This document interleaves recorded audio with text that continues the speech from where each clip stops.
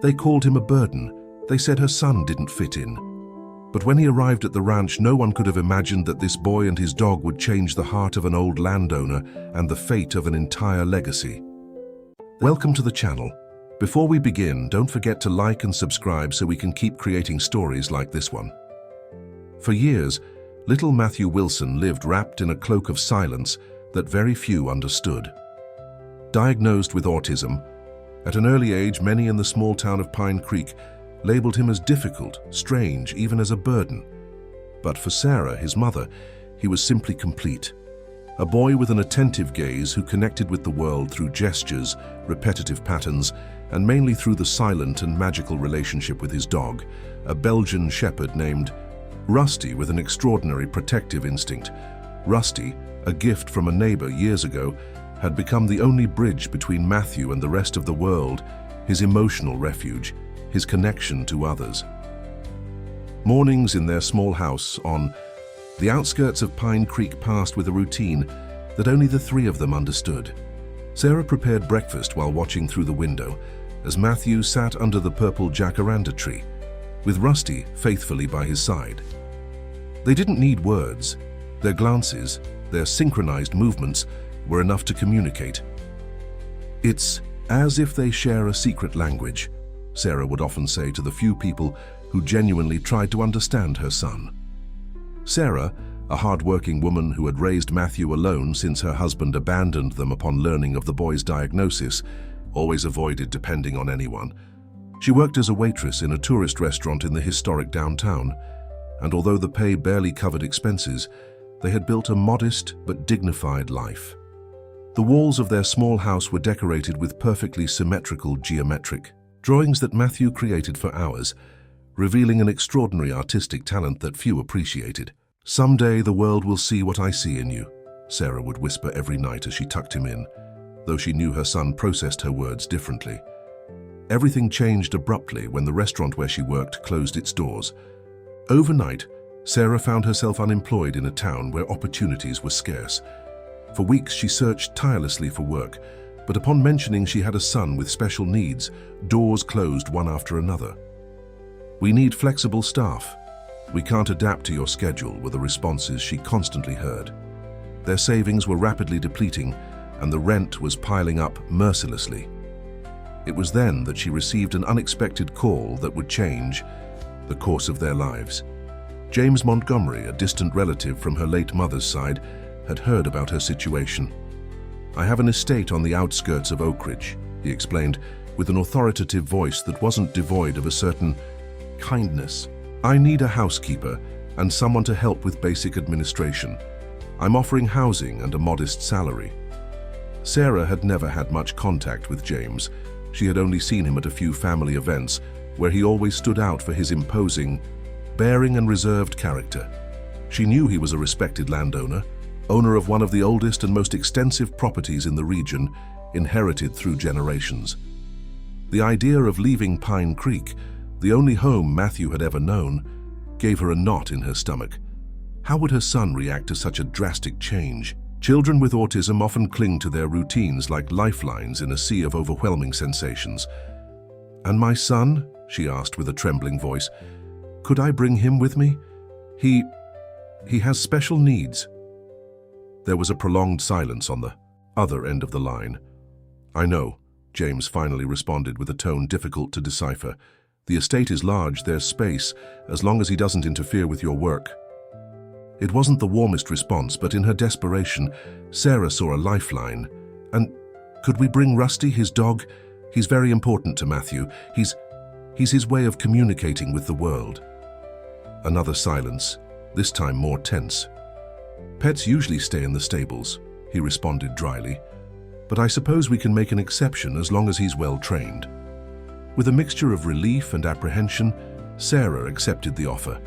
That night, as she packed the few belongings they would take, she observed Matthew meticulously, aligning his small collection of toy cars on the bed, with Rusty watchfully at his feet. How could she explain to him that they would leave the only place where he felt safe? How could she prepare him for a new world full of unknown stimuli? Dawn found them in Sarah's old pickup truck, traveling the winding roads leading to the Spring Valley Estate. As they climbed the hills, the landscape transformed into vast fields of blue wheat that stretched as far as the eye could see, occasionally interrupted by reddish rock formations that seemed like sentinels of time. Matthew remained unusually still in the back seat, his gaze fixed on the distant mountains while his fingers rhythmically stroked Rusty's fur, who kept his head protectively resting on the boy's lap. The estate finally appeared before them like a vision from another century, walls of golden stone, roofs of aged red tiles, and an imposing main door flanked by colorful bougainvillea climbing like vibrant guardians. In the center of the main courtyard, a carved stone fountain murmured an ancient song with its crystalline water. It was beautiful, but also intimidating in its grandeur and in the weight of its history. James was waiting for them at the entrance, his erect figure contrasting with his 60-some years. He was impeccably dressed in a traditional rancher's outfit, as if he were expecting guests of honor and not an employee and her son. His sun-weathered face showed few emotions, but his dark eyes scrutinized Matthew intently, who remained inside the vehicle, visibly overwhelmed by the new environment. "Welcome to Spring Valley," he greeted formally, extending a hand to Sarah, who nervously descended from the vehicle. "I hope the journey was smooth." "Thank you for having us, Mr. Montgomery," she replied, trying to project a confidence she was far from feeling. "My son needs a moment to adjust. New places can be overwhelming for him." James nodded with a gesture that seemed more like resignation than understanding. "Martha will show you to your rooms." He pointed to a kind-faced older woman who was waiting discreetly a few steps away. "We'll have dinner at 7 o'clock sharp. I don't like tardiness." Without further ado, he turned on his heel and walked away toward the main house, leaving Sarah with uncertainty hanging in the air. With infinite patience, she managed to persuade Matthew to get out of the vehicle, whispering reassuring words while Rusty remained faithfully by his side, as always. Attentive to the boy's needs, Martha led them to a small annex house, separated from the main mansion by a garden of cacti and desert plants. "It was the old foreman's house," she explained kindly. "We haven't used it for a while, but Mr. Montgomery ordered it prepared for you." The house was simple but cozy. 2 small bedrooms, a basic kitchen, and a porch with a view of the wheat fields. "I'll bring you something to eat," Martha offered, observing with curiosity but without prejudice how Matthew immediately began to walk the perimeter of the room, touching the walls with his fingertips, while Rusty followed him like his shadow. "The boy who doesn't speak?" she asked with genuine curiosity. "Almost never," Sarah replied, grateful for the woman's respectful tone. "But he understands everything, and he has his ways of communicating." Martha nodded with an understanding smile. "My grandson is like that too, different but complete in his own way. He'll be peaceful here, although—" Her voice faded, as if she hesitated to continue. "Although what?" Sarah pressed, feeling there was something important she should know. Martha lowered her voice, though they were alone. "Mr. Montgomery is a man of very rigid habits. He's not accustomed to changes in his routine. Be careful not to disturb him too much." With those enigmatic words, Martha left, promising to return soon with food. Sarah watched Matthew, who finally seemed to have relaxed a bit and was now sitting on the floor, drawing invisible patterns, with his finger on the terracotta tiles. Rusty had laid down protectively next to him, with his head resting on his paws, but his eyes alert, as if sensing that this new place would require all his vigilance. "We'll be okay," Sarah murmured, more to convince herself than her son. "It's just until we find something better." But as she unpacked their meager belongings, she couldn't help feeling that they had just entered the wolf's mouth, and that the real test was only beginning. The first weeks at Spring Valley Estate passed in a delicate balance. Sarah quickly adapted to her duties as housekeeper, learning the intricate protocols that James demanded for maintaining the main house. Everything had to be impeccable, each object in its exact place, meals served with military precision. "Tradition is the only thing that remains when everything else crumbles," the landowner would often say, as he inspected every corner with a critical eye. Matthew, for his part, had found a certain routine in his new environment. Each morning, Sarah would leave him in Martha's care while she fulfilled her obligations. The older woman, with the wisdom of someone who had raised several generations, had developed a silent complicity with the boy. She allowed him to explore the estate's orchard, where the orderly rows of plants and the predictability of agricultural tasks seemed to calm his anxiety. Rusty faithfully accompanied them, always keeping a watchful eye on his young friend. "That dog understands the boy better than many Christians," Martha would often comment, observing the perfect synchrony between them. James, however, maintained a calculated distance. On the rare occasions when he coincided with Matthew, he observed him with a mixture of curiosity and bewilderment, as if trying to decipher a manuscript in an unknown language. He showed no open hostility, but made no effort to connect either. "The boy is ganz peculiar," he commented to Sarah one afternoon as they reviewed the estate's accounts. "My sister had a son like that. He ended up in a specialized institution." Sarah felt her blood freeze. In her veins. "Matthew is different, not incapable," she responded with contained firmness. "He just needs to be understood." James raised an eyebrow, but didn't insist on the topic. Nevertheless, Sarah could perceive something in his gaze that deeply disturbed her, a cold, calculating resolution. That night, while tucking Matthew into bed in the small house they shared, she heard for the first time the rumors circulating among the estate workers. Two young men in charge of the stable were talking quietly near her window, unaware of her presence. "Did you hear that Mr. Montgomery's nephew is coming next week?" said one. "They say he wants to review the will now that the boss is sick." "Sick, but not buried," replied the other with a nervous laugh. "Nobody knows what he has, but the doctor from Oak Ridge comes every month. What I do know is that the nephew, Mr. Eric, already sees himself as the owner of all this. He's been pressuring the old man to sign some papers." Well, with the arrival of the new housekeeper and her strange son, it seems there are more complications. The nephew won't be happy with these new guests. Their laughter faded in the distance, leaving Sarah with a feeling of unease. Was James sick? Why hadn't he mentioned anything to her? And more importantly, how would the arrival of this nephew affect their already precarious situation? The following days confirmed her fears. Eric Montgomery arrived at the estate in a luxury car that raised clouds of dust on the dirt road. He was the younger and more ambitious version of his uncle, tall with sharp features and the same calculating gaze, though lacking the dignity that years had given James. His arrival disrupted the estate's routine like a stone thrown into a calm pond. From the first moment, Eric showed an unusual interest in knowing all the details of the property. He inspected the account books, toured the boundaries of the land, and held long, closed-door conversations with his uncle. But what most disturbed Sarah was the way he looked at Matthew, with a mixture of disdain and something darker that she couldn't identify. "I don't understand why you have that child here," she heard him say to James during a dinner at which Sarah was attending as part of the service. "This estate is not a center for special cases." James, to everyone's surprise, defended his decision. "He's my employee's son, and he has as much right to be here as anyone," he responded with unusual firmness. "Besides, his presence is hardly noticeable." "You're getting soft, Uncle," Eric replied with a smile that didn't reach his eyes. "First you take in strangers, and now they tell me you're considering donating part of the northern lands for a nature reserve. What's next? Converting Spring Valley into a public park." The tension was palpable. Sarah, pretending to arrange the dishes in the sideboard, listened to every word with growing concern. "What I do with my properties is my business," James declared, lightly hitting the table with his fist.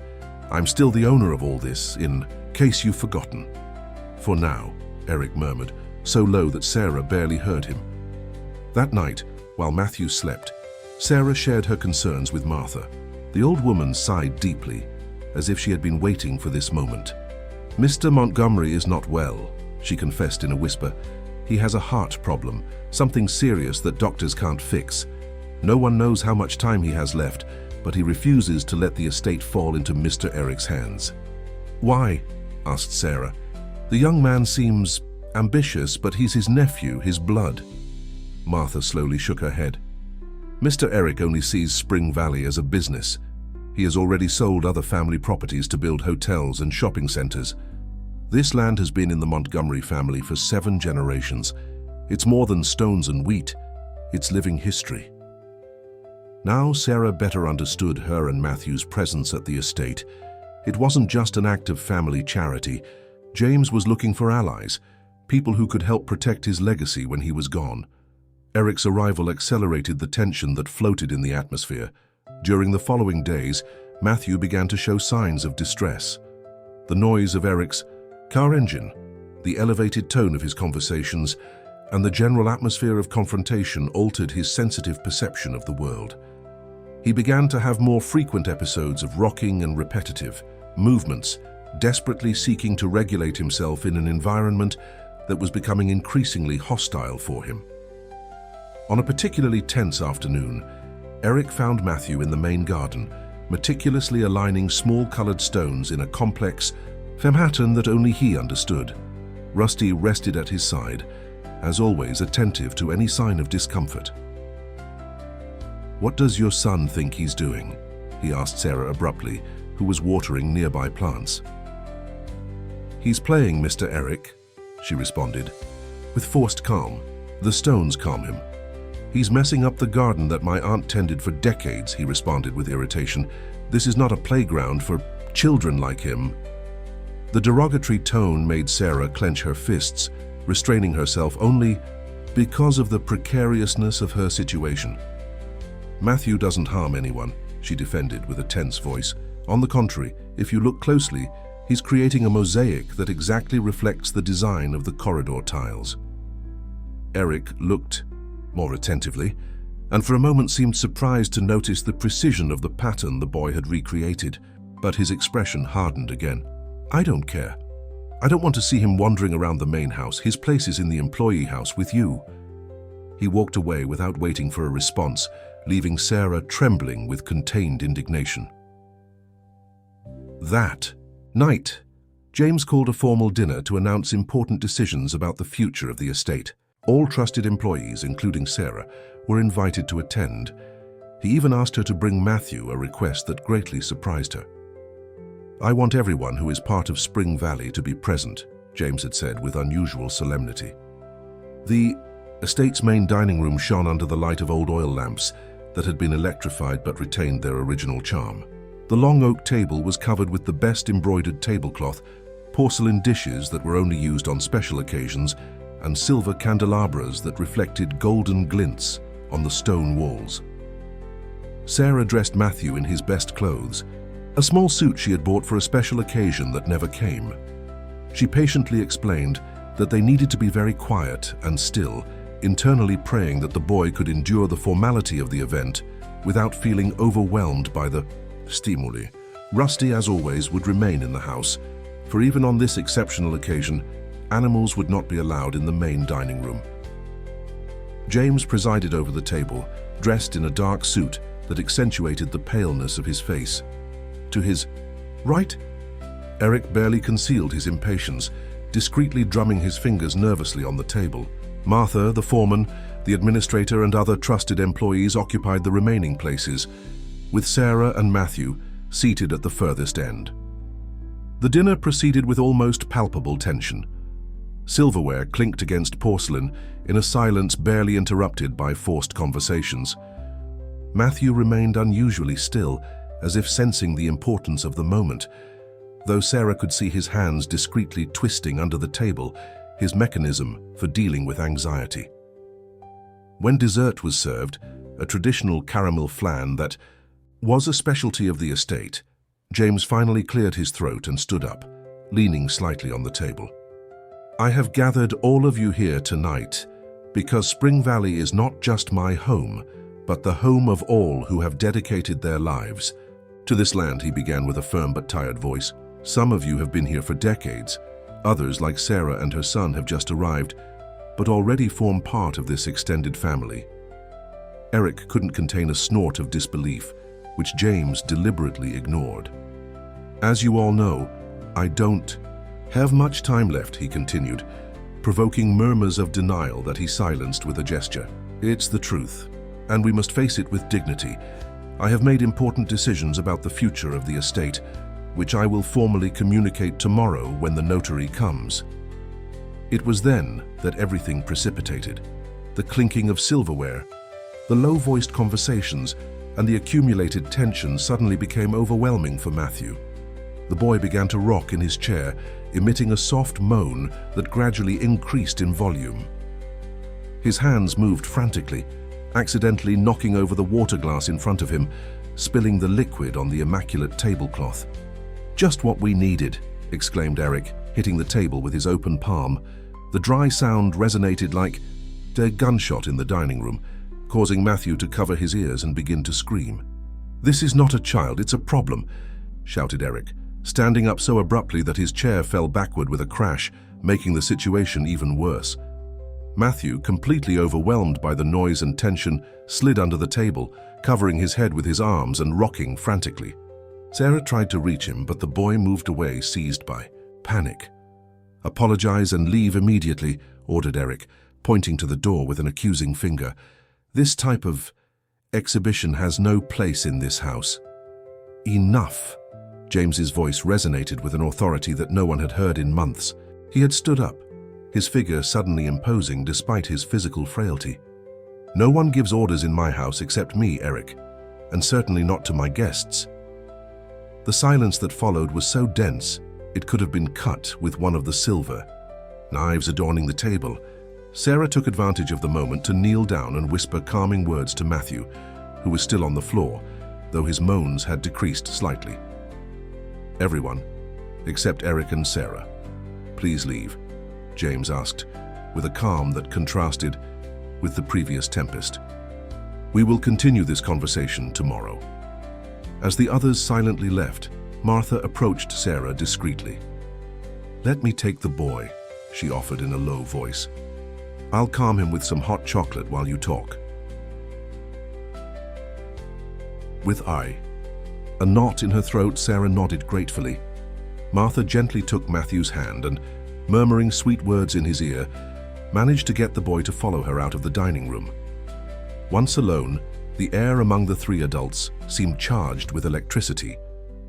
James sat down again, visibly exhausted by the outburst of energy. "What we just witnessed," he began, addressing his nephew, "is exactly why I am reconsidering the future of Spring Valley." "Because a troubled child threw a tantrum," Eric responded with sarcasm. "No, because your reaction demonstrates exactly what I've been fearing," James responded with a tired but firm voice. "This estate has always been more than a business or a property. It has been a refuge, a home for those who need it. It was for my father, for me, and I want it to continue being so when I'm gone." He looked at Sarah, who remained standing, with her hands tensely interlaced in front of her. "Please sit down," he indicated with a kind gesture. "What I have to say directly concerns you." Eric snorted with disdain, but remained silent as his uncle continued. "I have decided that a significant part of the estate will be converted into a foundation," James announced. "A place for children like Matthew, where they can receive specialized education and support. The rest will continue to be a productive estate, but with a social purpose." Eric's jaw visibly tensed. "Have you lost your mind? This land is worth millions. You can't simply give it away for a charity center." "I'm not giving away anything," James responded calmly. "I'm ensuring that the Montgomery legacy endures in an honorable way, and Sarah will be the director of the foundation." The surprise left Sarah speechless. She would never have imagined that the distant James harbored such plans, nor that he held her in such esteem. I don't know what to say," she finally stammered. "I don't have experience in managing something like this." "You have something more valuable. You understand what these children need," the landowner responded. "Besides, you'll have all the professional support necessary. I have everything planned." Eric abruptly stood up, his face contorted in a mask of barely contained fury. "This won't stand," he threatened, pointing at his uncle with a trembling finger. "I'll consult with my lawyers. There must be some way to challenge this madness." He left with a slam of the door that echoed throughout the mansion. James sighed deeply, suddenly seeming 10 years older. "I apologize for the scene," he told Sarah. "Eric always had a difficult temperament, even as a child. But don't worry, everything is legally in order. Tomorrow the notary will come and we will sign the documents that will secure the future of the foundation." "Why me?" asked Sarah, still stunned by the revelation. "You barely know me." James smiled slightly, the first genuine smile Sarah had seen from him. "I observe more than you think. I've seen how you treat your son, with infinite patience and unconditional love. I've seen how you handle daily challenges without complaining. That's exactly the person I want at the head of my legacy." That night, as Sarah tucked a now calm Matthew into his bed, with Rusty faithfully curled up at his feet, she felt a mixture of hope and fear. James's words opened a future she had never dreamed possible, but Eric's threat floated in the air like a dark cloud. "Everything will be all right," she whispered to her sleeping son, hoping with all her might that it would be true. Dawn brought with it an unusual silence. Sarah woke up startled, with a feeling of unease that she couldn't identify. The room was bathed in the pale light that preceded sunrise, and something felt different. It was then that she noticed Rusty wasn't in his usual place next to Matthew's bed. The dog never left the boy during the night. It was a constant as sure as the sun that would rise in a few hours. With her heart racing, Sarah got up and turned on the light. Matthew's bed was empty. The rumpled sheets suggested he had gotten up by himself, something unusual but not impossible. "Matthew," she called, trying to stay calm. "Where are you, honey?" Silence. She checked the small bathroom, the kitchen, the porch. Nothing. Panic began to take hold of her as she went outside, calling her son with an increasingly desperate voice. The estate slept under a blanket of stars that were beginning to fade. Before the imminent arrival of day, there were no signs of either Matthew or Rusty. She ran to the main house where she found Martha already awake, preparing breakfast in the large stone kitchen. "Matthew is missing," she exclaimed without preamble. "And Rusty too, they're nowhere to be found." The old woman dropped the ladle she was holding, her wrinkled face contracting with worry. "Did you check the stable? Sometimes the boy goes there to see the horses." "I'm going there now," Sarah responded, already running toward the door. "Please alert the others. We need to search the entire estate." The next few hours passed in a nightmare of frantic searching. All the estate workers mobilized, combing every corner of the property, from the wheat fields to the old warehouses. James, despite his fragile health, personally directed one of the groups, his face somber but determined. Of Eric, however, there were no signs. "He left before dawn," the foreman informed. "I saw him leave in his car around 4 in the morning. He said he had urgent matters to attend to in the city."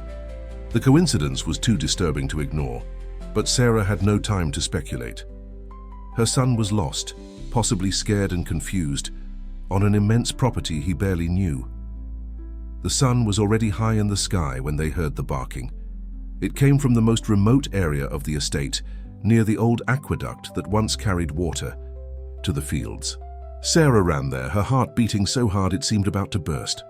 And there was Rusty, dirty and exhausted, with a broken leash hanging from his neck. But there were no signs of Matthew. "Rusty!" Sarah knelt next to the animal, which barked insistently and pulled at her clothes, clearly trying to guide her. "Where's Matthew? Where's my son?" As if perfectly understanding the question, the dog turned and began to run toward the aqueduct, stopping every few meters to make sure they were following him. Sarah and several workers ran after him, while James followed at a prudent distance, supported by Martha. Rusty led them to the edge of the old canal that fed the aqueduct, now dry and partially collapsed. There the dog began to dig frantically, barking desperately. The men hurried to move aside stones and debris, following the animal's instinct. It was then that they found a small tunnel, barely visible among the weeds and the remains of the canal. "It's one of the old filtration galleries," explained James, finally reaching the spot. "My grandfather built them to capture underground water. Many collapsed over time, but some remain intact." Without waiting for more explanations, Sarah knelt down and, ignoring warnings about how dangerous it could be, entered the tunnel immediately, followed by Rusty. The darkness was almost total, but she could hear a faint sound ahead, a soft rocking that she would recognize anywhere. "Matthew?" she called with a trembling voice. "Are you there, my love?" The sound momentarily stopped, then continued. Advancing on all fours, with her heart in her throat, Sarah finally reached a small chamber where the tunnel widened slightly.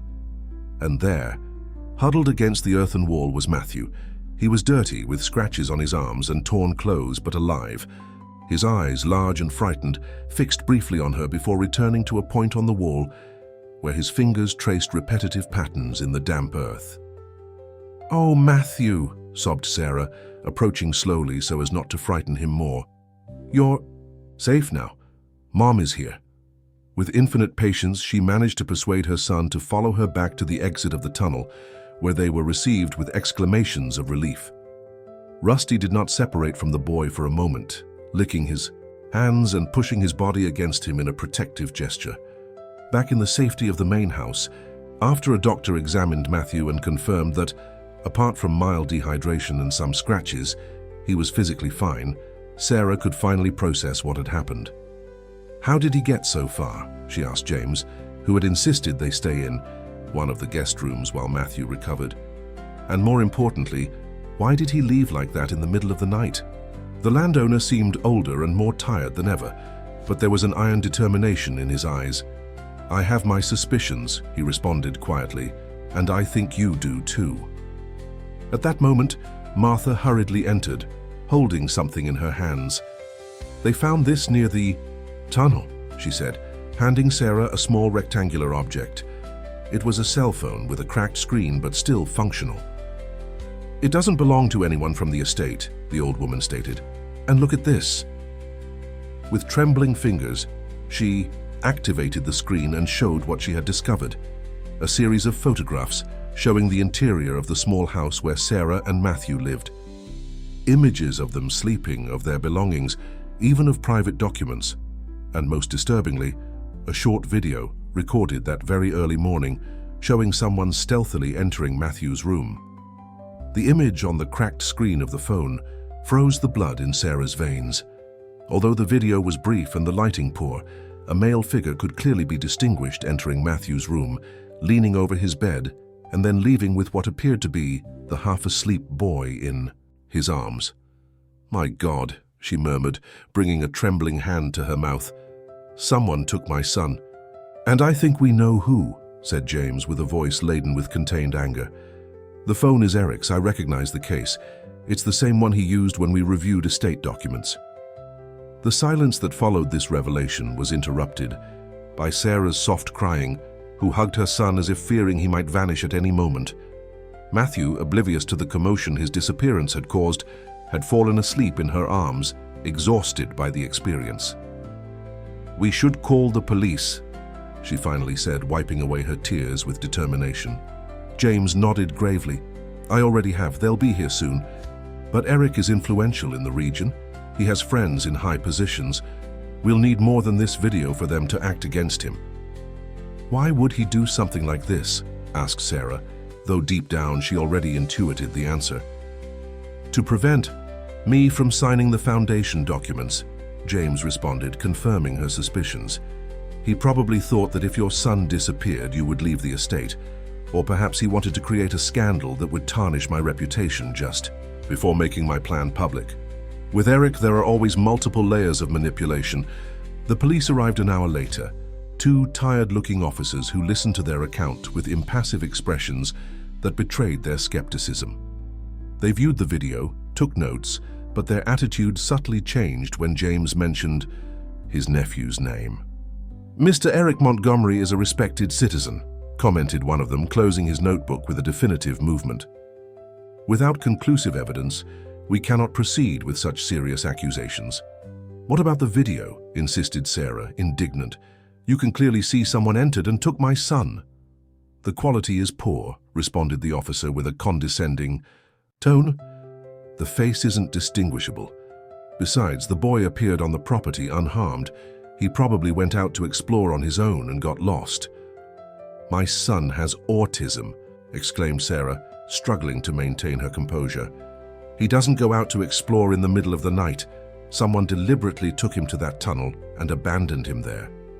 The officers exchanged uncomfortable looks, but remained firm. They promised to continue investigating and left, leaving behind an atmosphere of frustration and impotence. "I told you," James murmured once they were gone. "Eric's influence is considerable.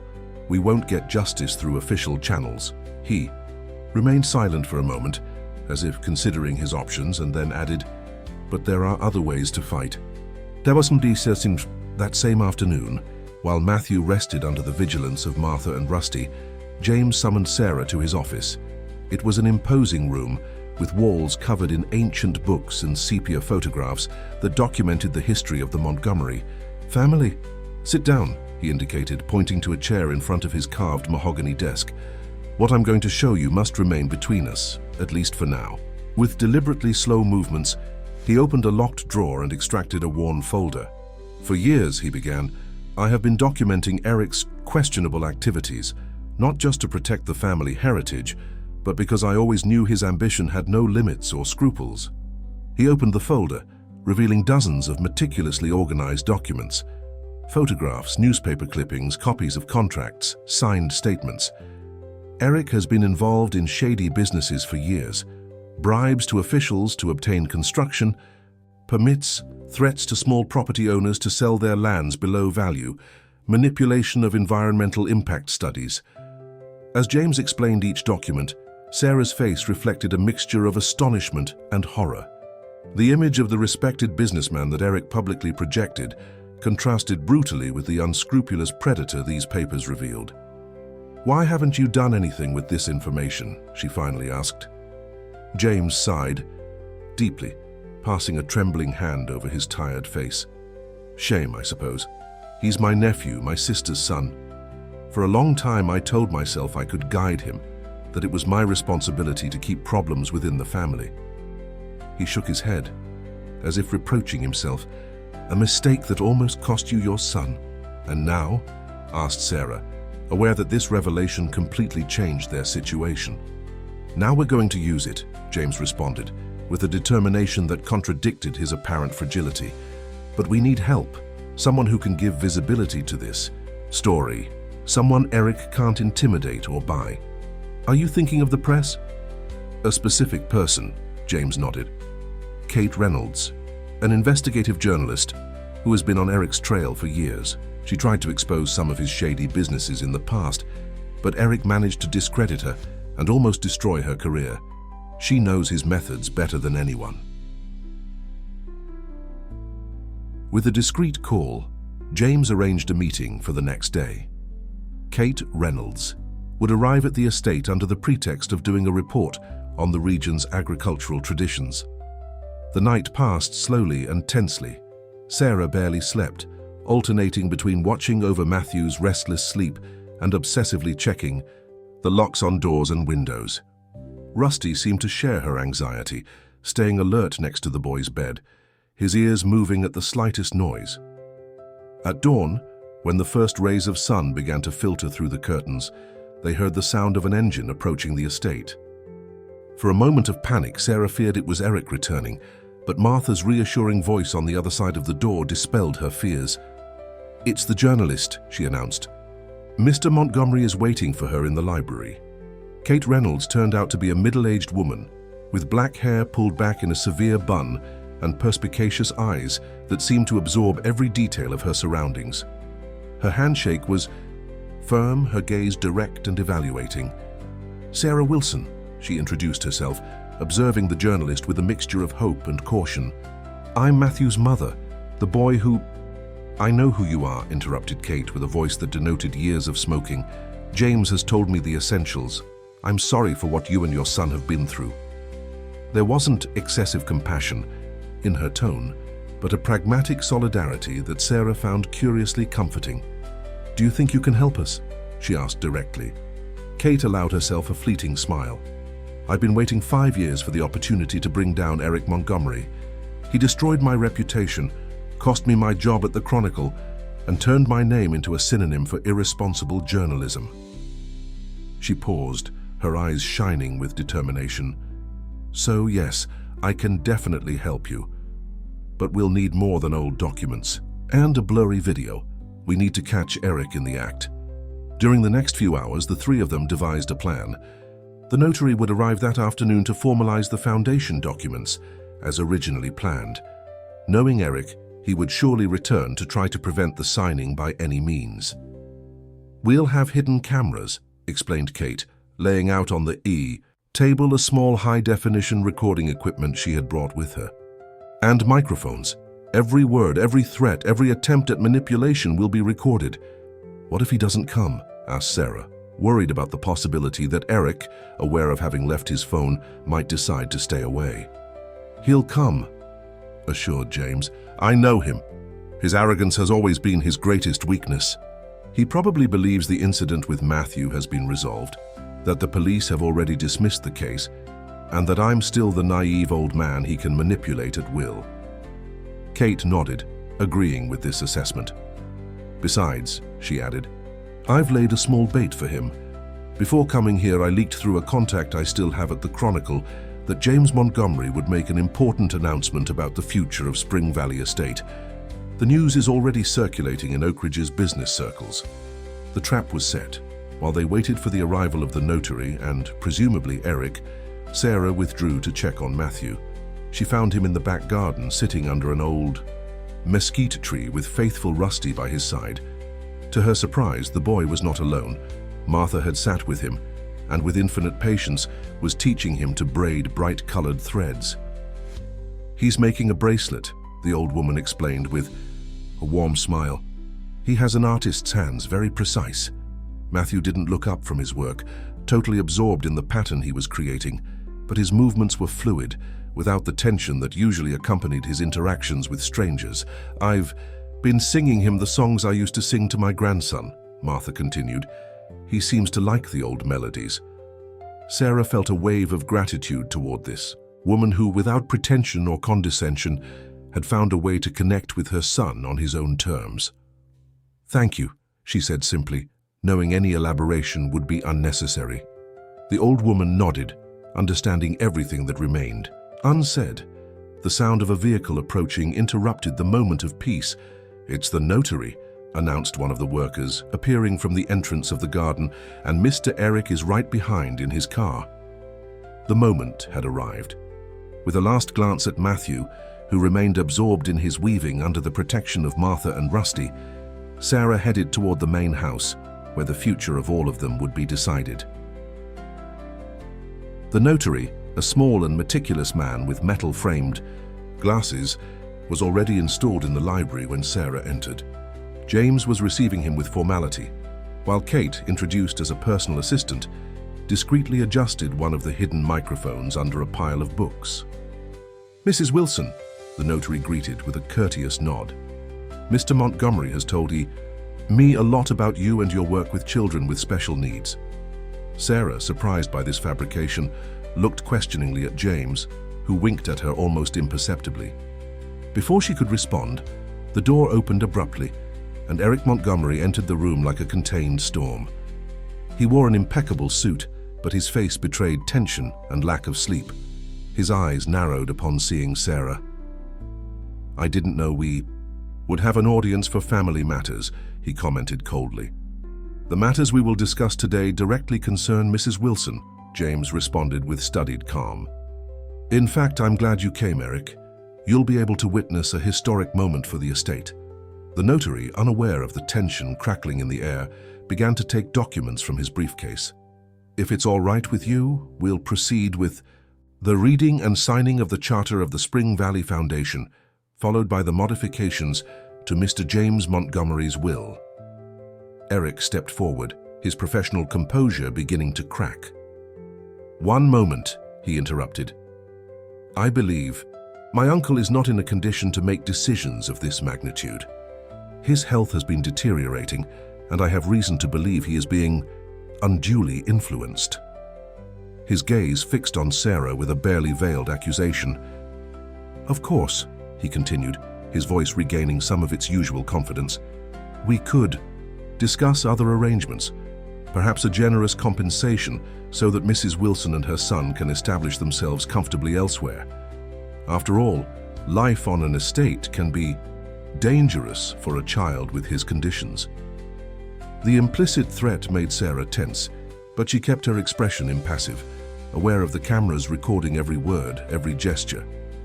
"My nephew has always had a gift for veiled threats," commented James, with a calm that notably contrasted with the tension in the atmosphere. "But I'm afraid this time you've underestimated those you intend to intimidate." With an almost imperceptible gesture toward Kate, who remained discreetly in a corner, the journalist extracted a small recorder from her jacket pocket and placed it on the table. "What does this mean?" asked Eric, his voice suddenly tense. "Who is this woman?" "Let me introduce you properly," responded James. "Kate Reynolds, investigative journalist. I believe you already knew each other, though in less favorable circumstances for her." Eric's face visibly paled upon recognizing the woman whose career he had tried to destroy years before. "This is an ambush," he murmured, taking a step toward the door, "and completely illegal. You can't record me without my consent." "Oh, but we have your implicit consent," responded Kate, advancing with the confidence of a predator who knows its prey is cornered. "By entering a private property that doesn't belong to you, where there are clearly visible notices about the presence of security systems." She discreetly pointed to a small plaque next to the door that indeed warned about surveillance for security reasons. "Besides," she continued, "we have this." With a fluid movement, she took Eric's phone from her bag, with its still cracked screen. Private property that was found at the scene of a crime. The notary, clearly uncomfortable with the turn the meeting had taken, began to put away his documents. "Perhaps we should postpone this for another time," he suggested with a faltering voice. "That won't be necessary," Sarah intervened, finding a strength and confidence in her voice that she didn't know she possessed. "All of this is relevant to the documents we're going to sign today." She turned to Eric, who now seemed divided between fury and panic. "Why did you do it?" she asked directly. "Why take an innocent child? What did you hope to achieve?"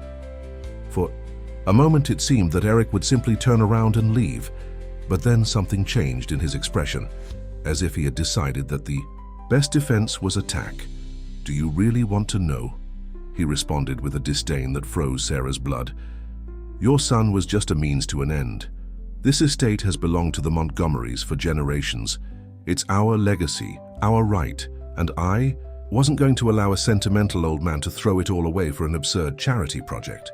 "So you decided to kidnap a vulnerable child," intervened Kate, her voice professionally neutral while ensuring that every word was recorded. "Risking that, he might get hurt, or worse."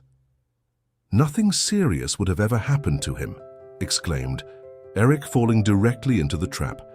"I just took him to the tunnel to scare him, so his mother would get scared and decide to leave on her own. It was a perfectly safe plan." "Except it wasn't," responded Sarah, her voice trembling with contained anger. "My son could have been lost in there forever. He could have suffered a panic attack in the darkness. Do you have any idea what extreme fear can do to a child with autism?" Eric at least had the decency to momentarily appear ashamed, but he recovered quickly. "It was a miscalculation," he admitted coldly. "But the real mistake was my uncle's, in believing he could change the destiny of Spring Valley without facing resistance." He turned to James, whose face had acquired a worrying paleness. "Do you think this ends here? I have contacts, influence. A recording obtained with dubious legality won't be enough to stop me." James, with a visible effort, stood up to his full height. Despite his physical fragility, at that moment he radiated the authority and dignity of the ancient patriarchs, whose photographs adorned the walls. "You're right, Eric," he said with a voice that, though tired, didn't lack strength. "This doesn't end here. In fact, it's just beginning." He gestured toward the door, which opened to reveal two men in formal suits with severe expressions. "The state attorney." "General," James introduced, pointing to the older man, "and the representative from the National Human Rights Commission. They've been listening to our conversation from the adjoining room with full judicial authorization." Eric seemed to crumble before their eyes, all his arrogance evaporating like dew under the relentless sun.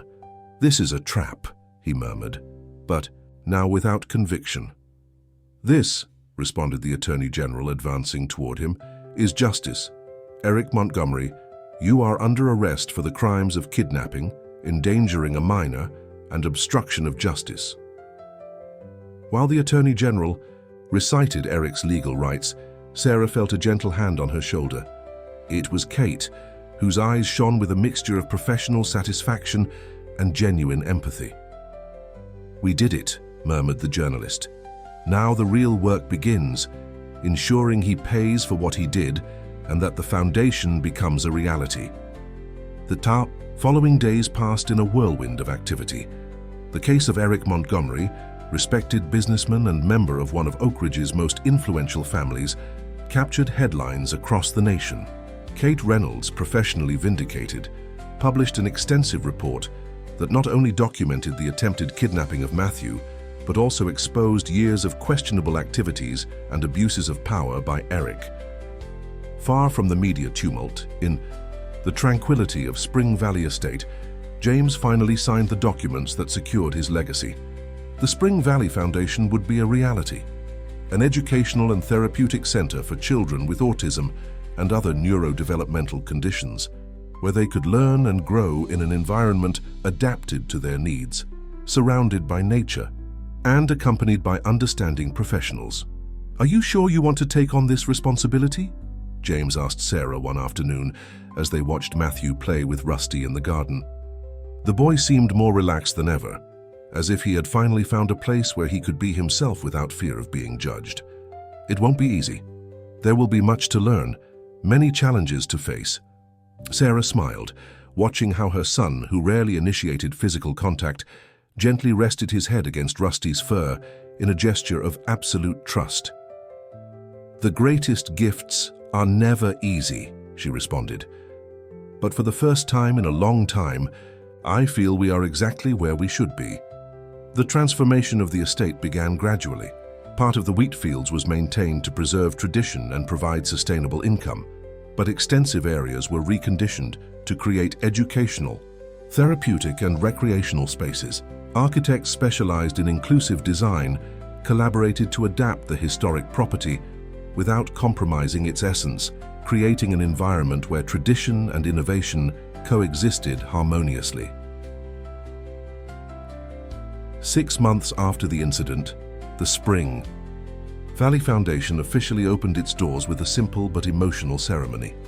James, whose health had notably improved since the weight of family secrets had been lifted from his shoulders, cut the inaugural ribbon alongside Matthew, who surprised everyone by personally delivering a perfectly executed geometric drawing that represented the facade of the estate.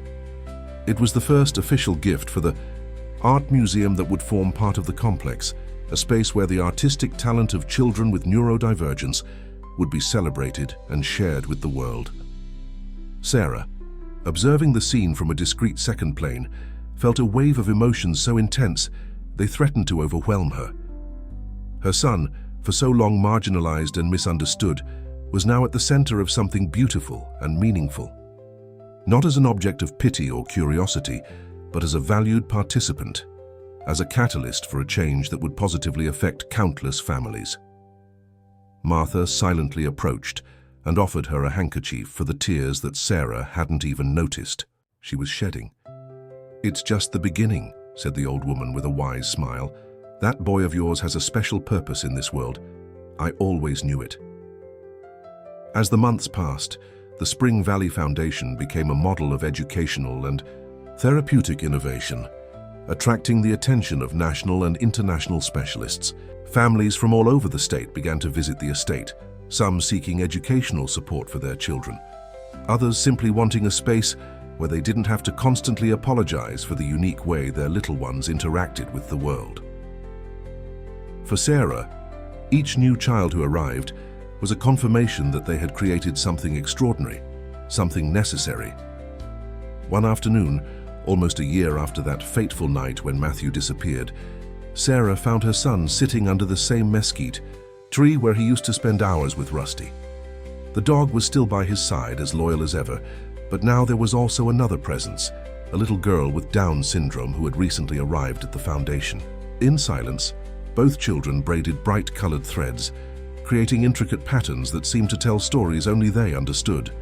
Without words, simply sharing the pleasure of creating something beautiful together. Sarah quietly moved away, not wanting to interrupt the moment. She headed toward the main house where Kate Reynolds was waiting for an interview. The journalist was preparing a book about the transformation of Spring Valley, documenting not only the scandal that had shaken Oak Ridge society, but also the miracle that had emerged from that darkness. "Ready?" asked Kate when Sarah entered. The library, now converted into a welcoming documentation center on neurodivergence and inclusive education. "Ready," responded Sarah with a serene smile. "Although I still find it hard to believe everything that's happened. Sometimes I wonder how our lives would have been if we had never come to Spring Valley." Kate turned on her recorder and leaned slightly forward, with the characteristic intensity of great interviewers. "Do you regret it?" she asked directly. Sarah looked out the window toward the fields where now children of diverse abilities played, learned, and grew under the same sky that had witnessed generations of the Montgomery family. She saw Matthew now more confident, more connected with the world around him, though still in his unique and special way. She saw Rusty, aging with dignity but always vigilant, always protective. She saw James, whose health had notably improved, when he found a purpose that transcended his own existence. "Fear can paralyze us or drive us forward," she finally responded. "For years I lived in fear. Fear of rejection, fear of failure, fear that the world would never understand my son. What happened here was terrifying, yes, but it also forced us to be brave, to fight for something bigger than ourselves." She paused, searching for the exact words to express the transformation that had occurred, not only on the estate, but within herself. "I don't regret it," she concluded with quiet certainty, "because sometimes, from the darkest moments, the brightest light is born, and that light now illuminates the path for many others who, like us, only needed a place where they could be completely accepted, completely valued, completely themselves."